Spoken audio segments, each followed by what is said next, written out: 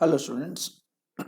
In the previous video we discussed about two models of atom and they were Thomson model and Rutherford's model. But again we saw that these models had given good amount of knowledge about an atom, but at the same time there were some drawbacks. In order to eradicate these drawbacks and develop the model of the atom, there were several other scientists who tried to put into their effort and develop the model of atom. And the next scientist who tried to develop so was Niels Bohr. Niels Bohr. But Niels Bohr models of atom demanded some other theories to be proved in order to explain his model in a proper manner. Okay, so what were the theories which helped us to understand Bohr's model of atom? Where one was the wave theory. Wave theory is nothing but, you can say, it's like wave nature, of whom the electromagnetic radiation. So what is the meaning of electromagnetic radiation? First of all, electromagnetic radiation means the radiation which contains both the fields, electric and magnetic fields. So our point of discussion is about electromagnetic radiation. So you already heard about this word in physics, right? Electromagnetic. Just like light is an electromagnetic wave. Have you heard of that? Yes, it's very famous. Light is an example of electromagnetic wave. And these electromagnetic waves have a constant speed with which it travels. The speed of these radiations are or is 3 into 10 power 8 meter per second. So this electromagnetic radiation is nothing but the radiation which consists both electric field and magnetic field. And this electric field and magnetic field, they try to travel perpendicular to each other, isn't it? So in order to see this diagram, you can refer internet, you can go to NCERT textbook. Okay, so electromagnetic radiation is that radiation which consists both the fields electric and magnetic, and they try to propagate in perpendicular manner. Okay, so now why we are discussing about that, we'll get to know in future, but let us discuss about these waves. So first thing, I have told you that these are the form of waves, and just like light has energy, light and energy are inseparable. Do you agree with that? Yes, it's that same, that if if you remove light, then just like now sometimes in the time of summer, what our mother does is see, closes the windows, puts a curtain in such a manner that the light waves may not enter into the room, which makes the room cooler. And it's very practical, it happens at every home, isn't it? So this is what light and heat, light and energy are inseparable. Energy, I'm referring that energy is nothing but your heat energy, isn't it? So similarly, these radiations, when they travel, they contain some energies. So these radiations, they can be separated in the form, with respect to their characteristics. Like just like when a person is referred, is referred with his height, weight, color, isn't it? Knowledge or whatever. Similarly, when a wave is trying to be, when a wave is is characterized, it is characterized by using different properties, like its wavelength, frequency, time period and all. So by using these properties, they can be classified into many. You can see here, okay, we have radio waves, we have microwaves, we have infrared rays, visible, ultraviolet, x-rays, gamma rays, cosmic rays, so on. There are many rays. Okay, so you can see this list here. Okay, this is in angstroms. As I've told you, the main characteristics are wavelength, lambda, which is represented as lambda, Greek symbol, and frequency, nu. This is nu frequency. आगे चल के next slide में next page में देखेंगे. Frequency is nu and wavelength is lambda. So lambda and frequency को use करके हम क्या करते हैं, generally we classify this electromagnetic waves. Okay, so you can see here, starting from cosmic, alpha, x-rays, ultraviolet, then visible, जो कि हम लोग दिखता है ना, only we are able to see this much with your. अब हम बाकी सब नहीं देख पाते हैं, यहाँ का पार्ट नहीं देख पाते हैं कि यहाँ का पार्ट नहीं देख पाते हैं, इंफ्रारेड को देख नहीं पाते हैं, माइक्रोवेव को देख नहीं पाते हैं, रेडियो वेव्स को देख नहीं पाते हैं। Still we are proud that we have discovered so much, we have so much power and all.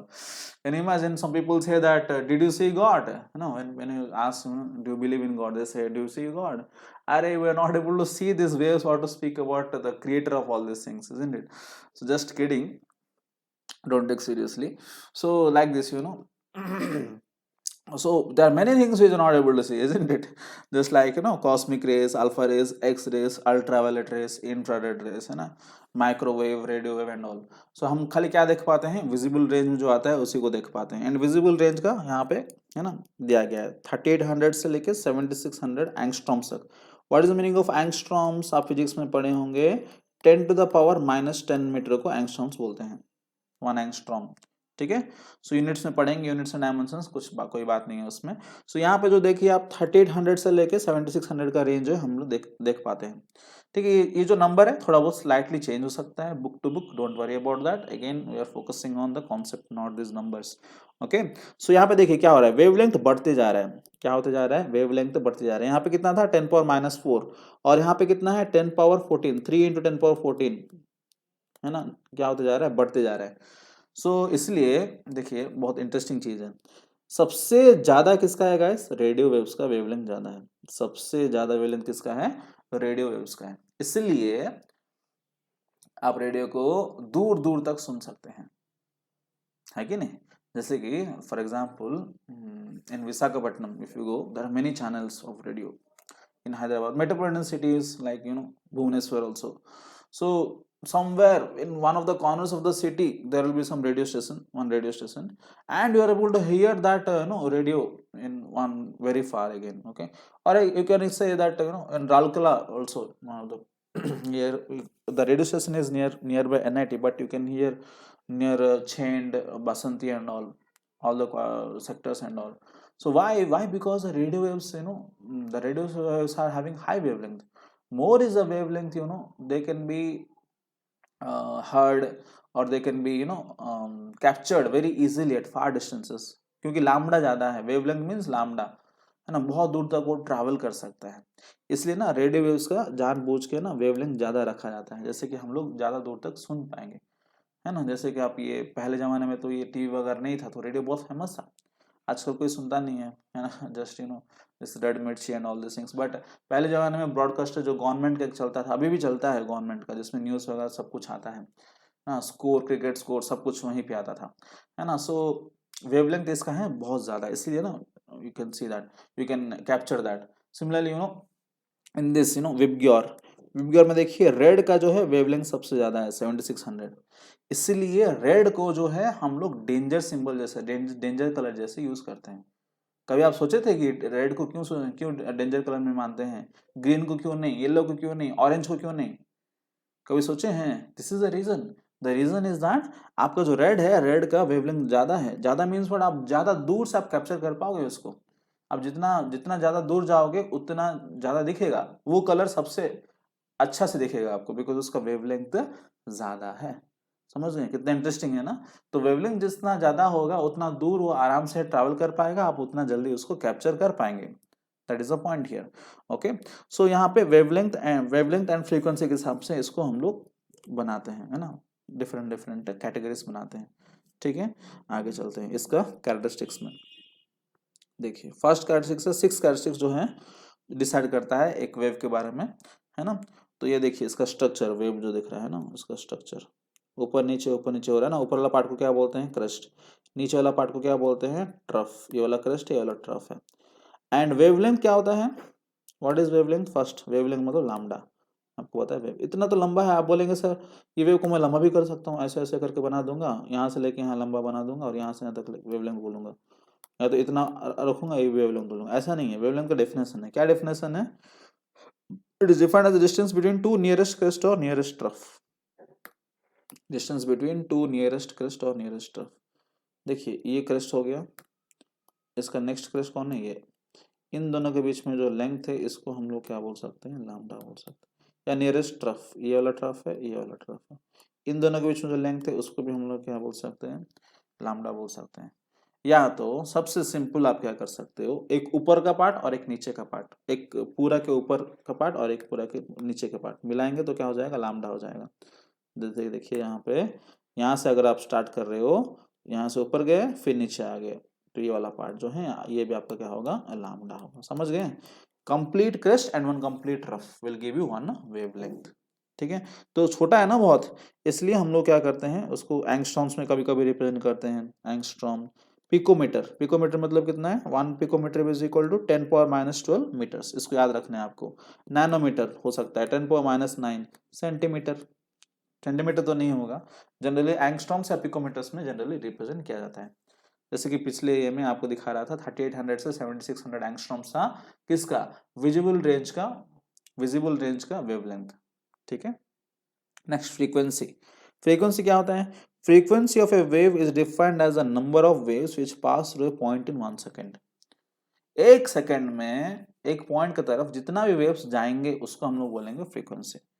मान लीजिए ट्रैवल कर रहा है, ये वेव ऐसे ट्रैवल कर रहा है, ट्रैवल करने के टाइम में आपने यहाँ पे खड़ा हो गया और एक सेकंड के लिए देखा, एक सेकंड में आपकी तरफ जितना भी वेव्स ट्रैवल किया, जितना भी वेव्स, एक वेव को कौन, किसको एक वेव बोलते हैं, एक वेव मतलब एक complete crust and complete trough को क्या बोलेंगे, एक कंप्लीट ऊपर का पार्ट कंप्लीट नीचे का पार्ट को क्या बोलेंगे, वेव बोलेंगे। ऐसे आपके पास जितना भी, आपके थ्रू से जितना भी वेव्स पास करेंगे एक सेकंड पे, एक पॉइंट की तरफ से जितना वेव्स पास करेंगे एक सेकंड पे, that is called as frequency.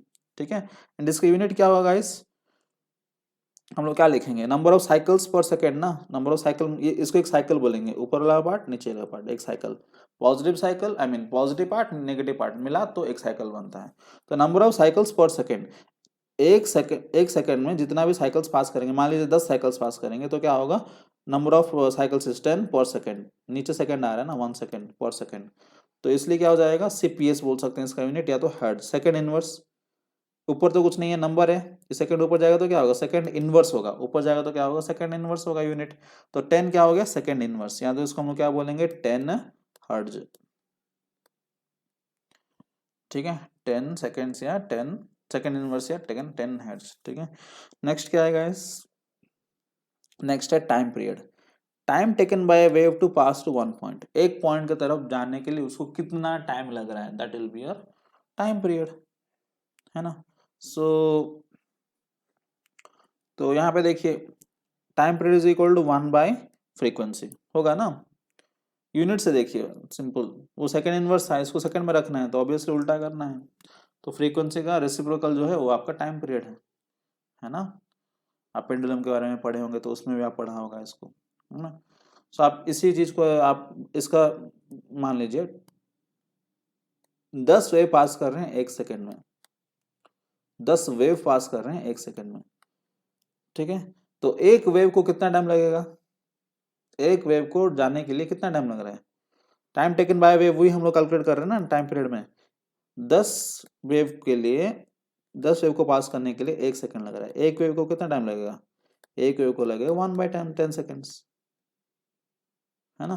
तो आपका क्या हो गया, अगर फ्रीक्वेंसी आपका 10 है, नंबर ऑफ वेव्स पास कर रहे हैं अगर 10 है थ्रू ए सेकेंड, तो आपका टाइम पीरियड कितना हो जाएगा, t is equal to 1/10 second हुआ कि नहीं, देखिए ऑपोजिट हुआ कि नहीं, प्रूव कर दिया मैंने यहाँ पे मैथमेटिकली।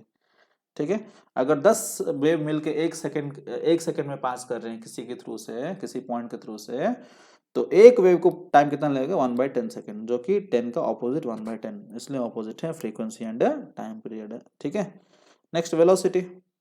जैसे स्पीड, स्पीड का हम लोग कैसे मापते हैं, distance by time, speed is equal to distance by time. Distance यहाँ पे कौन है गाइस, जितना जितना डिस्टेंस वो वेव ट्रैवल कर पाया, जो कि आपका क्या होगा, डिस्टेंस कितना वेव ट्रैवल करता है, लैम्डा, उसका wavelength by time, lambda by T. Speed को हम लोग क्या लिखेंगे, स्पीड को यहाँ पे लिखेंगे c, देखिए वेलोसिटी ऑफ स्पीड, तो c इज इक्वल टू क्या हो गया, लैम्डा बाय टी हो गया ना, यही बता रहा है वो, डिस्टेंस बाय टाइम, डिस्टेंस को लैम्डा बोल देंगे मीटर में जो है या एंगस्ट्रॉम में जो है, बाय टाइम। ठीक है, एंड 1/टाइम का हम लोग क्या लिख सकते हैं, इसको क्या लिख सकते हैं, लैम्डा इंटू 1/टाइम। 1/टाइम क्या है, टाइम पीरियड को उल्टा करेंगे तो क्या मिलेगा गाइस, टाइम पीरियड को उल्टा करेंगे तो आपको फ्रीक्वेंसी मिलेगा, तो लैम्डा इंटू क्या होगा, न्यू, है ना। न्यू यहाँ पे देखें, न्यू कौन है, ये N nu, nu frequency, wavelength lambda, time period T, है ना। तो 1/t करने पर आपका क्या हो गया, न्यू आ गया। ठीक है, तो c इज इक्वल टू आप क्या लिख सकते हैं, लैम्डा इंटू न्यू भी लिख सकते हैं। ठीक है, तो यहाँ से आपको क्या पता चल रहा है, frequency is inversely proportional to lambda, सही है। फ्रीक्वेंसी सी आपका क्या, स्पीड तो कांस्टेंट है ना, मानते हो, कितना है आपको बताया था ना, 3 × 10⁸ मीटर पर सेकंड के स्पीड से ट्रैवल करते हैं सबके सब। तो एक आपका कांस्टेंट हो गया, सी जो है आपका कांस्टेंट होगा, और ये कांस्टेंट हो गया तो lambda and mu inversely proportional होंगे ना, होंगे ना, वही बता रहे हैं। कैसे, कांस्टेंट कांस्टेंट इनटू 1/न्यू इज इक्वल टू लैम्डा होगा, लिख सकता हूँ ऐसे। तो ये तो कांस्टेंट है, ये दोनों देखेंगे तो एक दूसरे का इनवर्सली प्रोपोर्शनल है, lambda is inversely proportional to nu. Lambda बढ़ेगा तो न्यू कम होगा, लैम्डा बढ़ेगा तो न्यू कम होगा, न्यू बढ़ेगा तो लैम्डा कम होगा। क्लियर। ठीक है, ये सारे जो हैं रिलेशंस इंपॉर्टेंट है हमें न्यूमेरिकल्स वगैरह पढ़ने के लिए। ठीक है, यस, आगे चलते हैं। नेक्स्ट क्या है गाइस, वेव नंबर।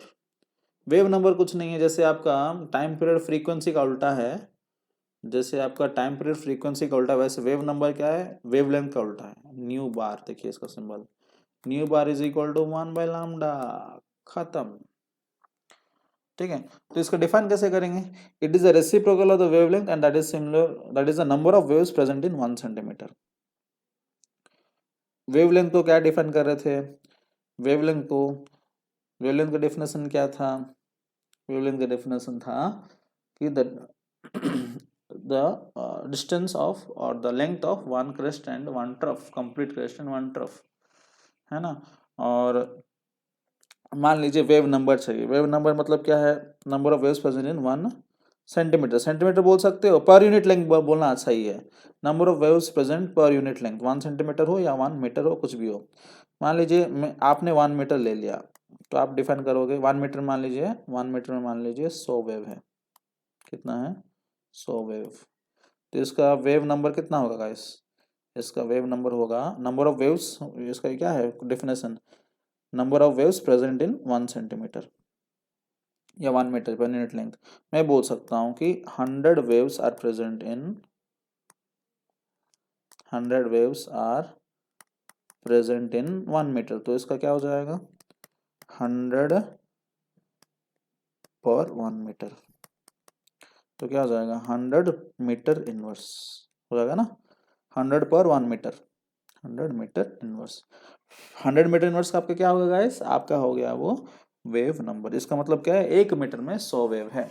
आप इसी चीज को सेंटीमीटर इनवर्स में भी रिप्रेजेंट कर सकते हो, कैसे, 1 मीटर इज इक्वल टू कितना होगा, 100 सेंटीमीटर।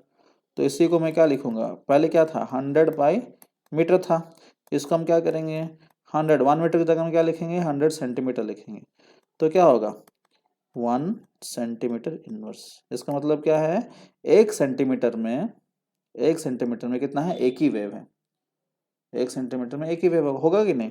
अगर 1 मीटर में 100 वेव है, अगर 1 मीटर में 100 वेव है, तो 1 सेंटीमीटर में कितना होगा, एक ही होगा। तो इसका वेव नंबर आप दो तरीका से दिखा सकते हो, 100 मीटर इनवर्स भी सही है, पर यूनिट लेंथ हो गया ना, 1 सेंटीमीटर इनवर्स भी सही है, both are correct, but unit change हुआ है। देखिए इसलिए it is measured in terms of centimetre inverse and metre inverse भी बोला गया है, समझ रहे हैं। तो wave number is nothing but inverse of whom, wave number is nothing but inverse of wavelength. मैं आपको जितना भी समझा रहा हूँ ये सारे न्यूमेरिकल्स, आप पॉज करके आप अपना नोट में लिख लेना एग्जाम्पल्स, समझ रहे हैं ना, आपको इजी हो जाएगा फ्यूचर में। ठीक है, एग्जाम्पल्स जो हैं आप अच्छा से नोट कर लीजिए अपना नोट पे। ठीक है, क्लियर। और एक बात आपको बताता हूँ, अगर मान लीजिए एक वेव का लेंथ है, एक वेव का लेंथ, वेवलेंथ जो है मान लीजिए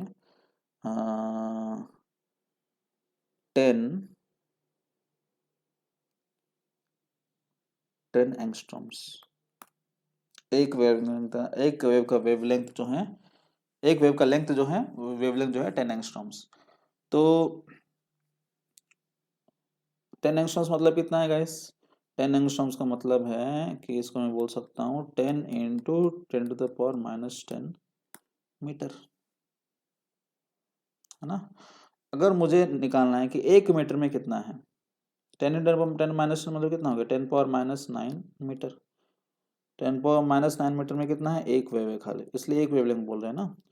1 मीटर में अगर देखा जाए तो क्या करोगे, 1/10⁻⁹ वेव्स। तो 10⁻⁹ ऊपर जाएगा तो क्या होगा, 10⁻⁹ वेव्स। 10⁻⁹ वेव्स होते हैं किसमें, 1 मीटर में, किसमें, 1 मीटर में। इसको मैं क्या बोल सकता हूँ, इसको मैं क्या बोल सकता हूँ, इसको मैं बोल सकता हूँ कि 10⁻10/10 बोल सकता हूँ ना।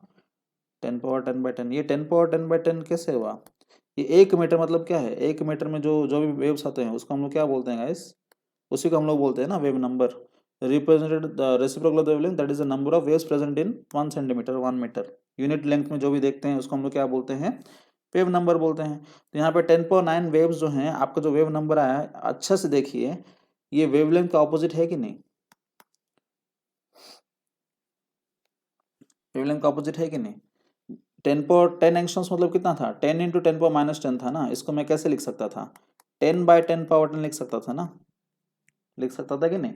लेकिन मेरा वेव नंबर क्या आ गया, 10⁻10/10, उल्टा नहीं होगा ये, उल्टा हो गया, है ना। तो इसलिए लैम्डा एंड वेव नंबर एक दूसरे का ऑपोजिट है। सिंपल है ना, मैथमेटिकली आपको प्रूव करके दिखा रहा हूँ। समझ रहे हैं, यहाँ पे कंफ्यूज नहीं होना है आपको। Wavelength and wave number are opposite, time period and frequency are also opposite. ठीक है, next.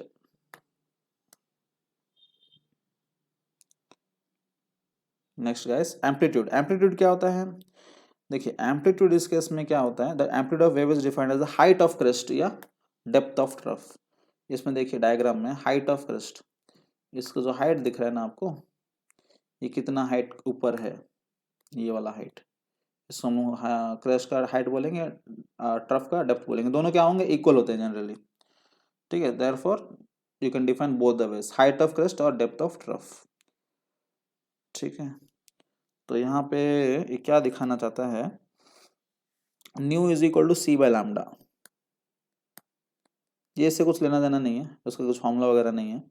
New is equal to C by lambda, ये कैसा आया, यहाँ से C is equal to lambda into nu था। सी क्या है, स्पीड, लैम्डा वेवलेंथ, न्यू क्या है, फ्रीक्वेंसी, यहाँ से आया। फिर 1/λ को क्या लिख सकते हो, न्यू लिख सकते, न्यू बार लिख सकते हो ना, वेव नंबर, है ना, इसलिए ऐसा लिख दिया। तो यहाँ से एक दूसरे का इंटर रिलेटेड फॉर्मूला है जो कि आपका नोट में अच्छा से नोट करना है। ठीक है, नेक्स्ट। नेक्स्ट थ्योरी है प्लैंक्स क्वांटम थ्योरी। ठीक है, so Planck's quantum theory is our next theory.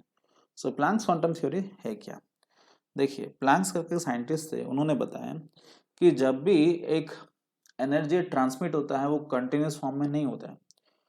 जैसे कि हम लोग बल्ब जलाए, है ना, तो बल्ब जलाने के टाइम में कंटिन्यूस लाइट आ रहा है करके आपको दिख रहा है, लेकिन एक्चुअली क्या होता है कि जब लाइट बाहर आता है, लाइट का वेव्स वो कंटिन्यूसली नहीं आते हैं, वो थोड़ा थोड़ा थोड़ा रुक रुक के आते हैं, हमें पता नहीं चलता, why, because the gap is very small. तो उन्होंने प्रूव किया था उनका एक्सपेरिमेंट से, उनको पता चला, उन्होंने उन्होंने देखे कि वो जो लाइट आ रहा है वो स्मॉल पैकेट्स ऑफ एनर्जी के रूप में आ रहा है। मान लीजिए आप जो बल्ब यूज कर रहे हैं उसका पावर है 100 वॉट्स, कितना, 100 वॉट्स। इसका मतलब क्या है, watts is a unit of energy. Energy क्या होता है, एनर्जी क्या होता है आपका, sorry power, watts is a unit of power. Power क्या होता है, एनर्जी पर टाइम। तो इसको मैं क्या लिख सकता हूँ, जूल्स पर सेकेंड। एक वॉट मतलब क्या होता है, 1 जूल पर second. Joule is a unit of energy, energy का यूनिट है जूल्स पर सेकेंड टाइम। ठीक है, पर यूनिट टाइम में जितना एनर्जी रिलीज होता है उसको हम लोग क्या बोलते हैं, पावर बोलते हैं। तो 100 वाट का बल्ब लगा है, इसका मतलब क्या है, 1 सेकंड में कितना रिलीज कर रहा है, 100 जूल्स रिलीज कर रहा है। 1 सेकंड में कितना रिलीज कर रहा है, 100 जूल्स रिलीज कर रहा है। ठीक है, तो ये जो 100 जूल्स रिलीज करेगा वो एक साथ रिलीज नहीं करेगा, वो छोटा छोटा पैकेट्स रहेंगे उसका। 10 जूल का हो या 20 जूल का हो। अगर 10 जूल का हो तो 10 होंगे, 20 जूल का हो तो 5 होंगे, जैसे कि टोटल कितना हो जाए, 100 हो जाए। तो एक सेकंड में रिलीज करेगा। एक सेकंड में तो एग्जैक्टली एक सेकंड में तो नहीं करता है, कुछ माइक्रो सेकंड्स में, कुछ माइक्रो सेकंड्स में एक रिलीज करेगा और कुछ माइक्रो सेकंड्स में एक रिलीज करेगा। तो ओवरऑल में एक सेकंड में उतना रिलीज हो जाएगा। समझ में आ रहा है ना, ऐसे करके उन्होंने बताया था। तो according to Planck's quantum theory, the radiant energy emitted or absorbed by a body not continuously but discontinuously in the form of small discrete packets, discrete मतलब discontinuous, of energy, and these packets are called quantum। क्या है ये quantum, जो सबसे छोटा छोटा parts है उसको हम क्या बोलते हैं, क्वांटम बोलते हैं। ठीक है। In case of light the smallest packet of energy is called photon. इसलिए वहीं से ना फोटो वर्ड आया था, फोटो वर्ड वहीं से फ्रेम हुआ है, लाइट से ही, फोटोन। ठीक है, सबसे छोटा part. Out in general case the smallest packet of energy is called as quantum. छोटा पैकेट को क्वांटम बोलते हैं, बट लाइट का छोटा पैकेट को क्या बोलते हैं, फोटोन बोलते हैं। ठीक है। The energy of each quantum is directly proportional to frequency of radiation. वो बोले कि एनर्जी जो है किसी भी वेव का, ऑब्वियसली जो हम डिस्कस कर रहे हैं energy, it is travelling in the form of wave, electromagnetic radiation, that is directly proportional to frequency निकला। ये फ्रीक्वेंसी प्रोपोर्शनल हटाने के लिए एक कांस्टेंट यूज करना पड़ा, इसको नाम दिया गया एच। एच क्या था आपका, प्लैंक्स कांस्टेंट, बिकॉज प्लैंक ने निकाला प्रोपोर्शनली कांस्टेंट और प्लैंक्स कांस्टेंट, एंड इसका वैल्यू रखा है एच इज इक्वल टू इतना।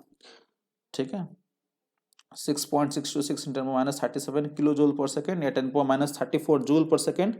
किलो को 10⁻³ से मल्टीप्लाई कर देंगे तो जूल आ जाएगा। एंड एक अर्ग जो है ये आपका सीजीएस यूनिट में है। कुछ कुछ यूनिट्स होते हैं सीजीएस यूनिट्स, कुछ कुछ होते हैं एसआई यूनिट्स। तो सीजीएस यूनिट्स में कितना हो गया, 1 अर्ग इज इक्वल 10⁻⁷, वो ही कन्वर्सन है, उसका टेंशन मत लीजिए, वो सब तो हो जाएगा। लेकिन ये फॉर्मूला के ऊपर ध्यान दीजिए, E is equal to H new.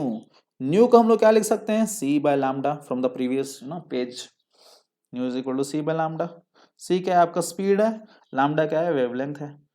ठीक है, तो अल्टीमेटली क्या होगा, E is equal to H C by lambda, E is equal to H nu और E is equal to H C by lambda. ठीक है, total amount of energy transmitted from one body to another will be some integral multiple of energy of quantum. E is equal to N H nu. N देख H nu तो था, is equal to H nu. N क्यों multiply हुआ, क्योंकि N है जो total number of packets. अगर मैं बोल रहा हूं कि एक एक पैकेट का एनर्जी 10 जूल है, तो टोटल पैकेट्स कितना आना चाहिए, 10 होना चाहिए, तब जाके टोटल कितना होगा, 100 जूल्स होगा। तो टोटल एनर्जी कितना है, 100 जूल। 100 जूल होने के लिए क्या हो रहा है, एन इंटू एच न्यू हो रहा है। एच न्यू क्या है, एनर्जी ऑफ ईच पैकेट। वैसे एनर्जी ऑफ ईच पैकेट अगर 20 रखेंगे तो पैकेट्स कितना होना चाहिए, 5, जैसे कि टोटल एनर्जी कितना हो जाए, 100 जूल्स हो जाए।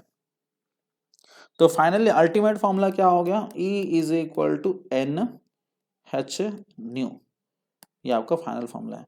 इसमें एच न्यू क्या है, h nu is energy of each wave और एनर्जी ऑफ ईच फोटोन।